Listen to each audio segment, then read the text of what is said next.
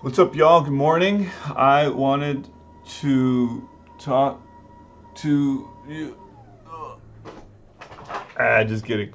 Uh, just showing off my new desk. Um, so it's been a couple of months since we've done one of these, and I wanted to talk to y'all because we've had some discussions with our students and with other professionals over the last couple of months, as have you. Maybe not my students, but about COVID-19 and stuff. And one of the big ones that really has come up here the last week and a half, 2 weeks, is the Thanksgiving and Christmas decisions, right? And so we've got to make some decisions about Thanksgiving and Christmas. Things are coming up and they're going to get dramatic or they're not going to get dramatic. And everybody's got COVID fatigue right now. Apparently everybody's going to the bars and I mean, things are getting nuts out there all over again. And so I just wanted to touch on a couple of points and I wanted to start this quick discussion with an exercise.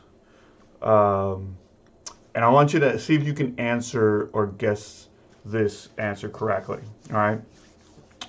If the city of McAllen, Texas, which is a small town in South Texas, if the city of McAllen, Texas has, 180,000 people, less than 200,000 people, what do you think the population of Corpus Christi is?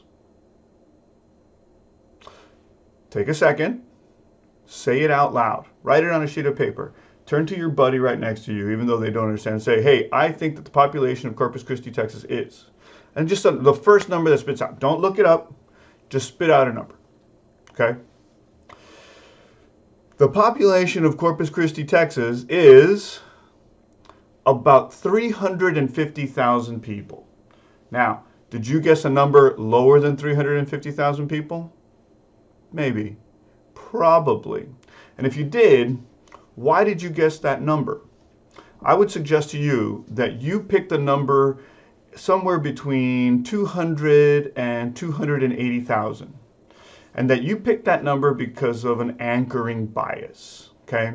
If you go back to the way that I asked the question, I said, if the city of McAllen, where we live, has 180, 200,000 people, you are making whatever assessments you're about to make next based off of that data point.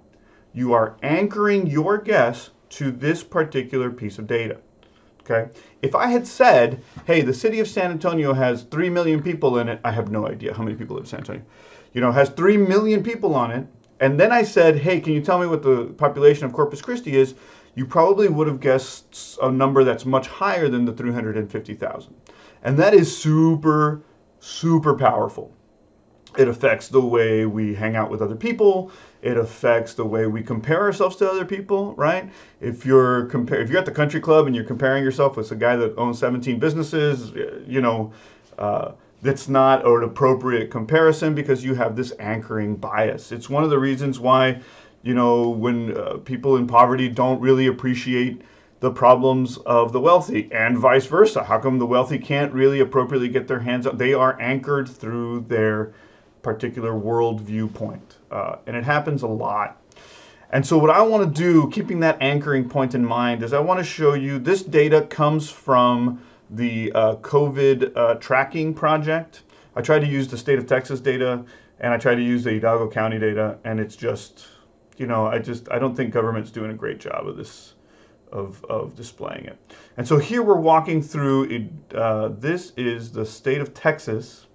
And we're walking through May, June, and then July. Here's the big summer. Here's the Texas COVID summer, right? Obviously, there's some weekly stuff here. This is probably a Saturday and a Sunday. There's few deaths reported over the weekend. We've kind of seen that.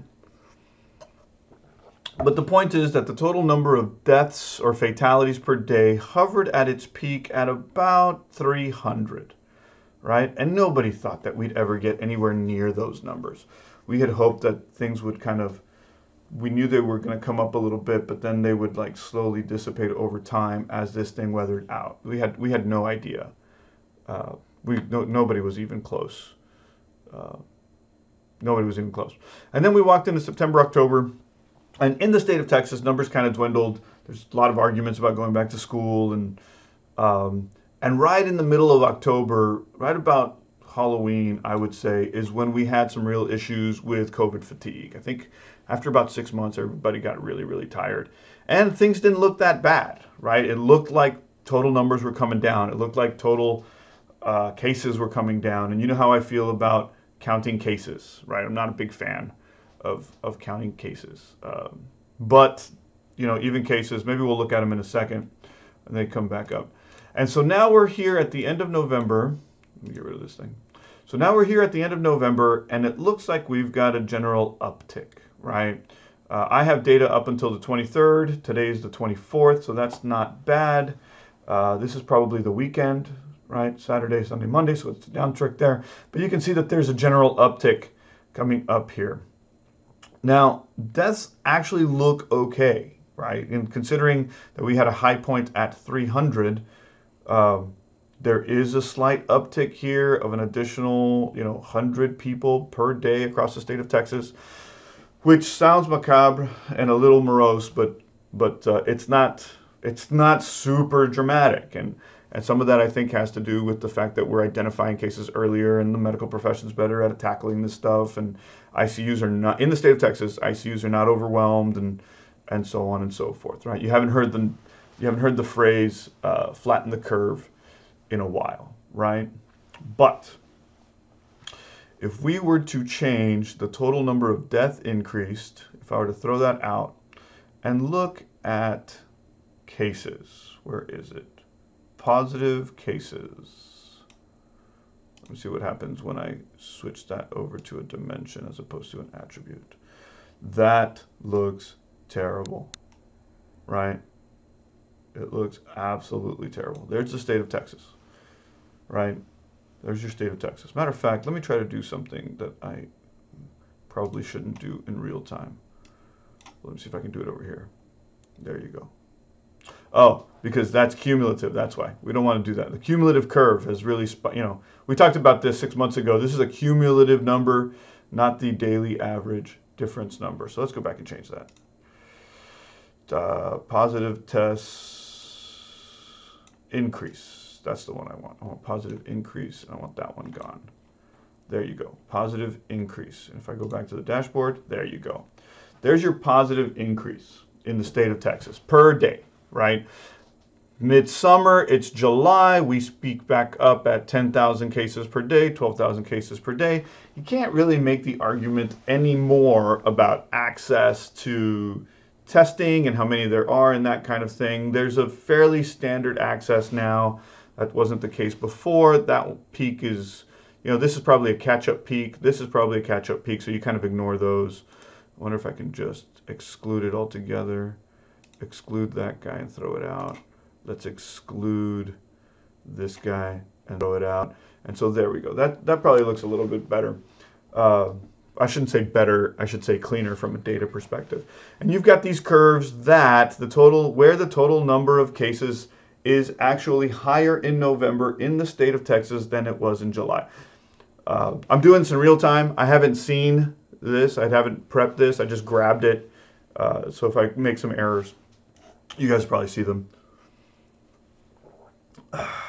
Anyway, and so here we are in the moment of COVID fatigue. People are popping back out, and yet the total number of cases in the state of Texas has surpassed everything we had this summer. And so I want to come back to the anchoring argument. The problem with anchoring is that sometimes anchors shift. And it's obvious that the COVID fatigue is a real fatigue, and that people are tired of being home. And we are about to walk into Thanksgiving. And as I told my wife and our friends and my sister yesterday when we canceled Thanksgiving, I said to myself and to them, I would cancel Thanksgiving in a heartbeat if it meant that we could do Christmas.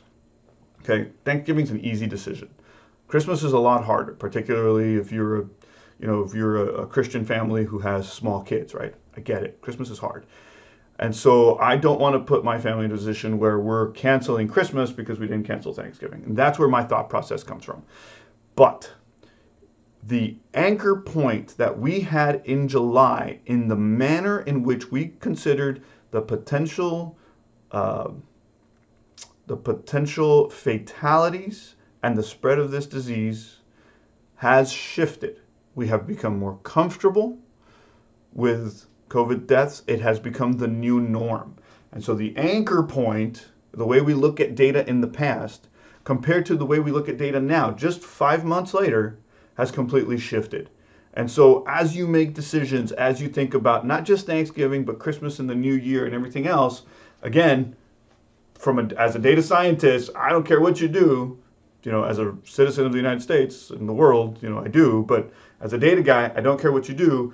I just want to make you aware that there are decisions being made by you and the people around us where we have gotten comfortable with a certain degree of activity. And if you remember, if you could stop and break from whatever you're feeling now and take a second and remember what you were feeling in July, based off of the total increase in the number of cases that were being shared then, consider that to be an anchor point, and whatever you were feeling 10 minutes ago, a separate anchor point, so that in the state of Texas anyway, you could look and say, hey, look, the total number of cases that we have tested positive is higher than they were in July. And remember that sentiment you had back then to make appropriate decisions over the next 4 or 5 weeks, right? Again, in my case, killing Thanksgiving is easy, right?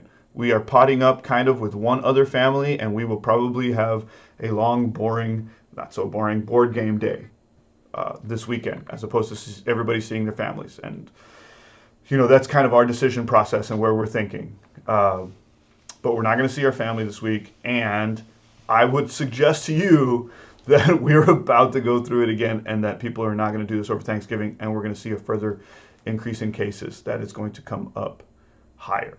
And I think the problem we're going to have that we saw earlier is that while cases increase, right now we don't have an ICU problem in the state of Texas, but if they continue to increase, I think we may have to we may see that again. So hopefully hopefully the vaccine comes out soon and the seasonalities of this thing starts to die off.